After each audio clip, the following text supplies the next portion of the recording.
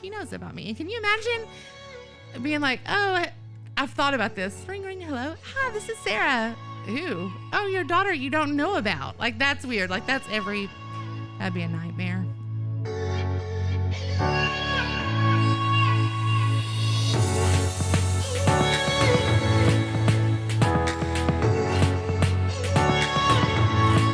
I'm Sarah, and I am adopted, and so that's what my story is going to be about today. My parents couldn't have children, and so I'm about to talk with my hands. They applied for adoption. Whatever 1984 is minus 7, so 70 something. Anyway, 7 years before they got me, they applied for adoption, and they wanted a healthy baby. With no health issues or abnormality, whatever. They wanted a healthy baby, and they wanted like all 10 fingers and all 10 toes, just because that was their request, not mine. And so they waited for a long time to have a baby. Well, they never had a baby, but that's why they're adopting. And so they got a call back. They were like at home, and my aunt called and said, "Hey, we have a baby at the hospital. The mom doesn't want it. You can pick it up tonight." And so they're like, "What? A baby tonight?" And so she's like, "Yeah, the mom signed off rights. Like, we're going to go to a judge will be here tomorrow. You can go do court paperwork and all that." And so they drove to Mountain Home and picked up my brother. And so that was their very first child. And so he came from Mountain Home, and he was kind of given to my parents randomly, just really not luck. Really, Jesus had a big plan in it. But and so then they were at work one day. They taught in a little town in Northeast Arkansas, and the secretary got a phone call, and she called my mom and was like, "Hey, Brenda, you need to come down to the office. Like, now you have a phone call." Yeah, so my mom got a phone call, and she's like, "Hello?" And the lady's like, "Oh, this is so-and-so. It's Department DHS," or whatever they're called back then. "We have a little girl or a baby for you." My mom's like, "A baby?" And she's like, "Yeah, we have a little girl. You can pick her up tonight." And my mom's like, "Hold on. Can we pick her up like on Monday?" And so the lady's like, "Yeah, that's fine." And she's like, "We live like 3 hours from there, and I haven't even told my husband yet." And she's like, yeah. Well, I guess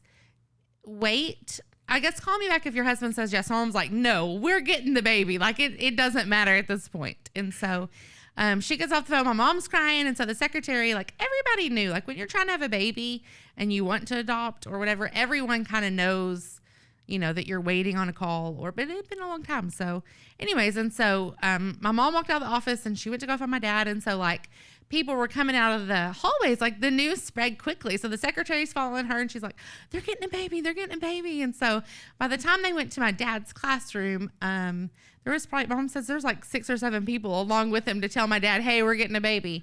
And so my dad was like excited. And so he was like, "Yeah, sure." So they left school early. They went home, and my dad got in the attic, got all the baby stuff back out, because my brother was like 3 by this point. And so they went home, got the house ready, got the baby beds out, everything, told everybody, like, they were ready to pick me up. And so Monday came, they took off. Well, I don't know if they took off at work or not, because I don't know if they were even working. Because so like when you were adopted through the state back then, you had to wait 3 months before you could pick up the child, so the mom could like change her mind if she wanted to. And she didn't. Anyways, and so my mom and dad drove to Jacksonville, Arkansas, to she says an older couple's house. And so she walks into their house, and there are, in the living room, there's all these 8 by 10 pictures of all the babies they had ever fostered. And so the only ones they ever fostered were just babies, and they took them right from a newborn, and they got rid of them at 3 months old. And so it was just a 3-month blank. So I think it's kind of weird that my infant picture is on some lady's wall if she's still living. But anyways, and so they picked me up. They took me to a restaurant with all my aunts, because everybody in my family drove in to keep me and watch me and look at me like I was special, because I am special. Anyways, and so they took me out to eat. They put me like in the middle of the table, and they all ate around me and were just excited to have a little baby. Anyway, so adoption's always been really special to me, because that's why I'm here. That's really has shaped me. God has shaped me through that. Just having two Christian parents, having a brother, and then, like, let's say 12 or 14, 16 months after they got me, my mom and dad, we went to an amusement park. And I mean, like, I was a baby, I couldn't really ride rides, but my mom kept throwing up after every single ride she rode. And she's like, I never get sick on these rides. Well, she was pregnant. And so she had my little sister, Lindsay. We're about 23 months apart. So we're like right in line, I guess. And so my sister was not adopted. And so my brother and I were adopted. So my whole life growing up, my favorite story, like my bedtime story, or like anytime you want to be told a story, was tell me about the day I was born. Tell me about how you got me. Tell me my story again. And so my mom and my dad would tell this whole story about how they were walking through the forest, and they saw something in the grass, and then, they thought it was a baby deer, but no, it was baby Sarah. And then they were out by the river, and they saw a baby floating in a basket. And it wasn't Moses, it was me. And so, but it wasn't me. And then my dad's like, back then Cabbage Patch dolls were a big deal. And I was walking through the garden, and I found this little Cabbage Patch baby. And I'll be like, no, that's not it. Tell me, And so we went through this whole story of how I came into their life. And they had always told me that, like, God, I mean, they couldn't have a kid. And so God had a plan for them. And that adoption was their plan, that God showed them too. And so that's great. Like, I was told I was so special. Like, I wasn't just conceived in some mother's womb. Like, anybody can, well, not anybody, because some people can't have babies. Obviously, my mom couldn't. And so it took more than just being formed in a mom's womb to get me. And so I was told that, like, not only were you formed in some stranger's womb, and you were made by a man and woman we don't know, but even before that, God had a plan for your life. And even before that man and woman knew about you, God knew about you. And so that's kind of always been in my life, that, like, I'm here because of God. Like, I could have been anywhere. I could be like, I always tell my mom that the only way I'd reach out to my biological family is, like, if they're a movie star and rich, because I'm like, then they could, like, pay for college or, like, buy me a car or whatever. But my mom did some investigation, and that's not the case. So anyways, and I would also want to know if they're going to heaven or not. That's a big deal with birth parents, because I don't know. I know I have salvation through Jesus, but I don't know if she does, and I don't even know if he knows about me. And can you imagine being like, oh, I've thought about this. Ring, ring, hello. Hi, this is Sarah. Who? Oh, your daughter you don't know about. Like, that's weird. Like, that'd be a nightmare. Anyways, regardless, so we were told we were special, and God had a plan for us our whole entire life. So my sister shows up, and I mean, she was special because she's my sister, but, like, to me and Adam, she wasn't special. Like, God didn't have a plan for her, because he didn't have to, like, orchestrate this big thing in order for her to show up at our house. And so we're like, you brought her home from the hospital? Like, okay. Ooh, wow, that's really cool. Like, she grew in your belly? Oh, yeah, but I grew in a stranger's belly, and, somebody brought me here, and mom and dad chose me because we're adopted. You weren't chosen. You were just had. And so my sister would, like, cry and get so upset because she wasn't adopted, so much that my mom and dad had to make a fake adoption from God. Like, they had to, like, draw up papers and everything because my sister wasn't adopted, and God didn't have a plan for her life, pretty much, because she wasn't adopted. Like, that's kind of the mentality that we always had. Like, if you were special, you were adopted. And so much, like, yeah, that my parents had, like, fake papers, and she was adopted from God because that's great. You had to be adopted to be special in our eyes. And so eventually you learn that you can be special without being adopted. And it does take work to have babies on some people's occasion. And then not everybody adopts. So a lot goes into it, but so fostering and adoption was always, like, so special to me. And my whole life, like, I was like, I want to foster, I want to adopt. And so I started teaching. And so I had two coworkers, and one of them, we taught right next door to each other. We were the same age. We were really good friends. And then one other lady she was like 10 years older than us. We didn't really hang out much. We didn't really talk. We were just whatever. And so she was like, hey, I got a foster kid. And I'm like, hold on, now what? hi, I'm Sarah. Who are you? Like, what do you do in your free time? Like, can we hang out? Like, how did you start fostering? And so she tells me this whole long story about how she went through the classes and what all it took. And, they just called her for one kid. And she's like, I could take one kid. She's a single mom. And so she's like, I could do one kid. And I said, okay. And she's like, yeah, I'm thinking about taking her to the beach come summer. And this is like probably in March. And so she's like, yeah, so, if I still have her in the summer, I'm going to take her to Florida. And I was like, ooh, I love the beach. And I love foster kids because I'm adopted and I came from foster care. And so I'm like, and she's like, would you want to go? I taught for her for like a year, but like we never hung out. I'm like, yeah, I want to go. And so me and Jan went to Florida.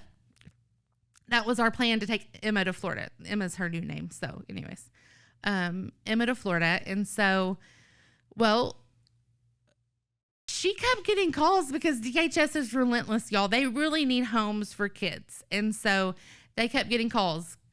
Miss Southwell, you just take them. Miss Southwell. And she took 2 kids and it didn't work out. And so they went back, and then Miss Southwell, if you can just take them for the weekend, it's just 2 girls. And so here comes 2 little girls into her house. So now she has the original, and then she has 2 new ones. And she's like, well, so would you still want to go to Florida? And I'm like, yeah, I'll still go to Florida. Like, we can do this. Like, it's me. And then my friend Talisha that taught with me that we were friends, she's like, well, if you're going to Florida, I'm going to Florida. I mean, so our whole pre-K school went to Florida. And so DHS called her again and was like, hey, they actually have a little sister. Could you take the baby? And Jan's like, yeah, sure. And so Ava shows up at her house, and every time she got new kids, we would take them new kid casserole, which is really just like noodles and some cheese and some chicken. But she kept getting new kids so often we had to keep bringing her dinner. And so we went to Florida. She didn't even tell her mom or her dad that she got more kids because she's a single mom, and she at this point had 4. And she's like, I can't even tell them. They're just going to have to show up, and once they see how cute she is, they'll be okay with it. I'm like, that's a great plan, Jan. Anyway, so we took all her 4 girls. Yeah, 4 girls to Florida. We had fun, a blast, saw the ocean for the first time, whatever. And so fast forward like a year later, they were up for adoption, or going to be up for adoption. And they're like, but in order to adopt them, we want to really keep them together. And they have a little brother. And she's like, I have a Honda Accord. I can't fit any more kids in my car. And so she's like, if you'll keep the babies, then I'll go buy a bigger vehicle so I can adopt Jack. And so Jack is here. He went to Florida with us a year later, and we still go to Florida, by the way. And so me and her friendship is based off foster care and adoption, and that's how her kids, they're like my nieces and nephews. Like, they're at my house all the time. We kind of walked through like the story of Jesus, and what my parents taught me, I taught them, like, you're special. You're now in the adopted club or the foster kid club. Like, you have a plan. Jesus has a point in your life. Like, not everybody gets to live this story, and this is your story to tell. And so they were like, okay, but I finally like convinced them that that is a great thing. And so they're officially in the club and excited, and they want to foster and adopt. So anyways, I met this man off the internet, and I was actually snowed in my house. And so it was like the day we got like 8 snow days back a long time ago, and I had nothing to do. So I'm like, let me online date, because that's exactly what you do on a snow day. Anyway, so I met my husband, Josh, and our first date. Yeah, probably our first date. That's kind of embarrassing to say, but I was like, how do you feel about fostering and adopting? And he's like, that's not like a typical first date question. Anyways, he's like, politically correct. He's like, if that's something you feel really led to do, then we can talk about it, and, I'll be open to it. That's a good answer, huh? And so I was like, okay. So we started dating. We dated for a long time. And like periodically, I'm like, hey, you still want to like, you still thinking about fostering and adopting? He's like, we can talk about it. We can pray about it, whatever. He's like, I don't have a problem raising somebody. Like, it's not a problem for me being in somebody's life. His son's half sister he had raised since she was 2. And so he had already assumed that role of a kid that wasn't really his, but he loved like his daughter. And so he's like, yeah, I'm okay with it. And so I met Monroe and Drake and Josh, obviously. Met Josh first because, you don't meet the kids before you meet the man. Anyways, and so they... Monroe wanted to be adopted. Ever since I met her, she wanted to be Josh's daughter. She called Josh dad, and she wanted to be a Davis. And so when we got married, she was like, oh, hold on. Like, I am the only one with a different last name. I need to be adopted. And so, long story short, it's actually a really good story, but she's hopefully going to tell it. But she is adopted. And so I was able to adopt her and her brother. And so I adopted them, and we're currently fostering. And so we have a 16-year-old, a 13-year-old, and two 2-year-olds. Tomorrow she'll be 3. But anyways, for today, 2-year-olds. And so life has just been crazy. And God has used everything in my life to shape who I am today. And everybody's story is different. Like, everybody that's been adopted or in foster care, they don't have the same story. They don't necessarily have the same experiences. Some people have really bad experiences, and some people, wish that their lives could have been different. And some people have better lives than I do. And so it's all a mix of things. But my whole life, someone poured into me that God had a plan for my life. And what's crazy is my brother's adopted too, but his story is completely different than mine. And so God uses my life and my personality and my thoughts, and he uses my brother in a whole different way. But he uses my thoughts and my life and the experience of my life to shape me into who I am today. And I always just think back to, I could have ended up with anybody. Like, anybody in this whole world could have gotten me. And instead, they chose Tom and Brenda Webb from a little small town of Forest City, Arkansas, to be my parents. And my dad's dad, my papa, he was a preacher. And so, like, he poured into us all the time. Like, if we went to Sunday night church and if we could answer his questions, we got a Frosty automatically. And they were simple, like, who loves you? Jesus. What did we learn about? Jesus. And so we got Frosties every Sunday. So every Sunday we wanted to go to church, we got ice cream. And so God could have had anybody picked out as my parents. And I could have gone with my original biological parents. But he had a plan for me before I was born. And so he used all of those things to shape me into who I am now. And so I was telling somebody that, it's so important. I could have gone with anybody. And it's so important, if you are a believer and if you do know Jesus, to think about opening your home and be an advocate for these kids. You don't have to, like, adopt them. Like, I'm not saying sign up to get kids or even foster. But if you know Jesus, there are so many kids that need you. They need to know that they're special. They need to know that they are loved. They need a village of people pouring into them, because my parents had a great village. And so they all pointed me in the direction of Christ. But not everybody's that lucky. Not everybody have all those people in their life pointing them in the right direction. And so that's kind of my story. And that's where I am today, that, if you know Christ, sharing with other people, talk about it to other people, talk about kids. Kids are like the easiest people to talk to. Going back to Jan and her kids, we were taking Christmas photos, and I'm telling them the story about baby Jesus. And I said he died on the cross, and they cried because baby Jesus was killed. And I'm like, no, Jesus grew up to be a man.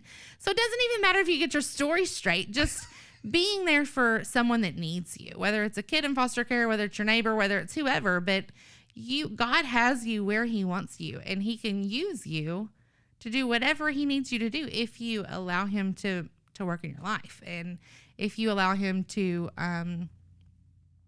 influence your decisions.